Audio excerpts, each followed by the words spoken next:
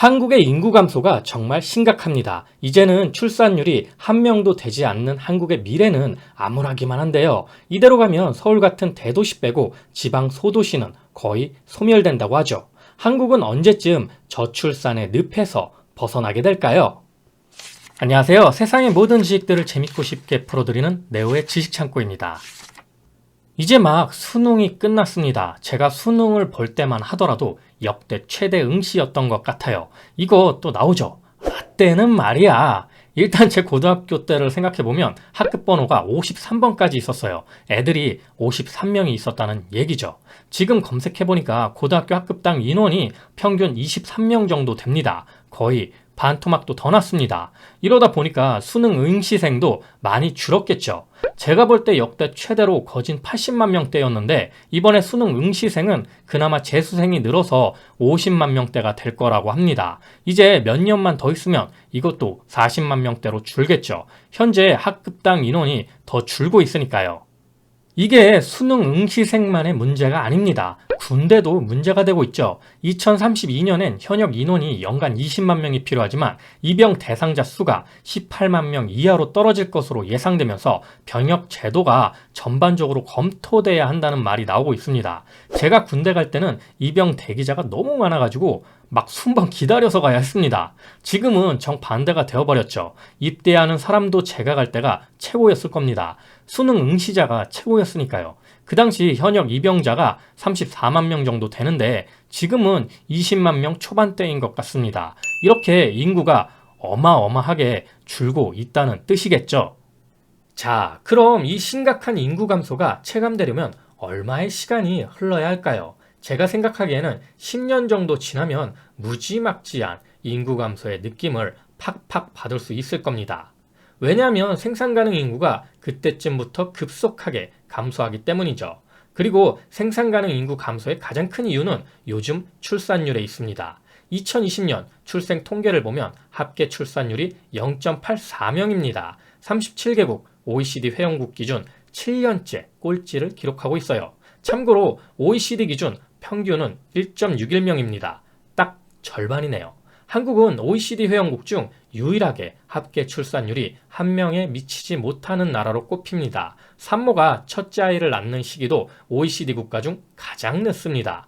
OECD 국가 중 첫째 아이 출산 연령을 공개한 나라는 총 30개국인데 2019년 기준 이들 국가 평균은 29.3세였습니다. 한국은 이보다 3년 가까이 더 늦은 32.2세에 첫 아이를 출산하죠.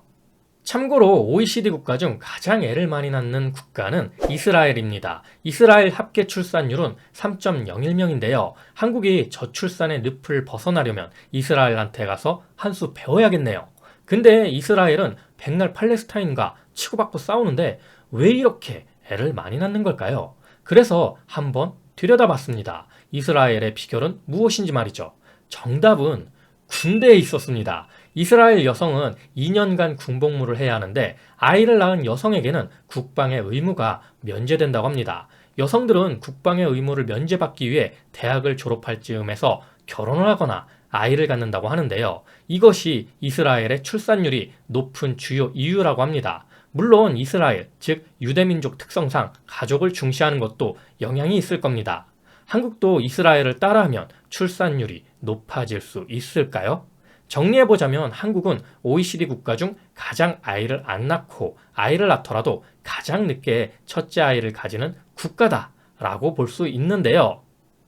그런데 한국에서 출산율은 다른 어떤 국가보다 중요합니다. 왜냐하면 한국은 땅도 좁지, 자원도 없지, 그나마 인구빨로 버티는 나라인데요. 인구마저 줄어든다면 한국의 성장률은 그야말로 상상하기 어렵게 됩니다. 예를 들어 우리보다 일찍 초고령 사회로 진입한 일본의 경우 생산 가능 인구의 감소는 경제 성장률 둔화의 한 원인이 됐습니다.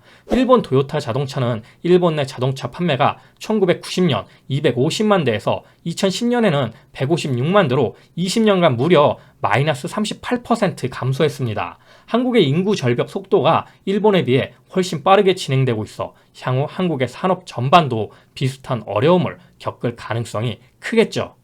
이렇게 중요한 인구를 현상 유지하기 위해 필요한 합계 출산율은 2.1명인데 한국은 이의 절반에도 미치지 못합니다. 정부는 저출산 문제를 극복하겠다면서 지난 2018년 26조 3천억 원, 2019년 32조 3천억 원, 2020년 37조 6천억 원 등 막대한 예산을 투입했습니다. 지자체들도 출산 지원금을 확대하는 방식으로 출산 장려에 나서고 있는 상황이죠. 그러나 전문가들은 아동수당, 출산 장려금 등으로는 인구 감소 추세를 역전시킬 수 없다고 지적합니다. 왜냐하면 미래가 불안한 상황에서 자녀를 출산하고 양육하기가 부담스럽기 때문이죠. 양육비, 교육비, 집세는 매년 오르고 인간의 노동을 필요로 하는 직업이 줄어들 것이란 불안감은 점점 더 커지고 있습니다. 출산, 양육, 교육 등 성장 비용과 고용과 주택 문제까지 사회 전반에 걸친 개혁이 동반되지 않는 한 혼인율과 출산율을 높이기 어렵겠죠. 설령 출산율이 높아져도 1960년대 이후 인구 성장률이 꾸준히 감소하면서 가임 여성 인구수가 줄어 출생아 수가 쉽게 늘어나지 않는다는 점도 문제입니다.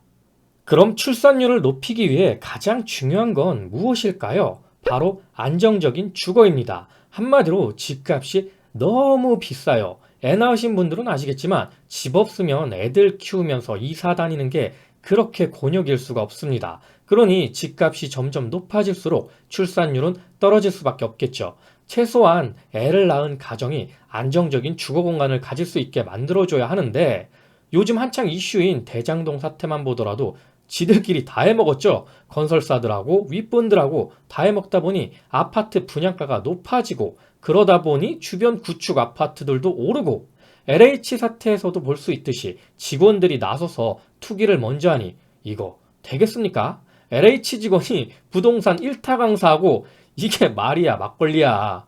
물론 물가 상승률이 있어서 부동산은 장기적으로 우상향할 수밖에 없지만 지금 부동산 정책을 보면 이건 뭐 잡겠다는 의지가 전혀 보이지가 않습니다. 여기에 한국에서 대기업 다니지 않으면 해먹을 게 또 마땅히 없습니다. 그래서 한국 자영업자 비율도 상당히 높은데요. 4명 중에 1명이 자영업자입니다.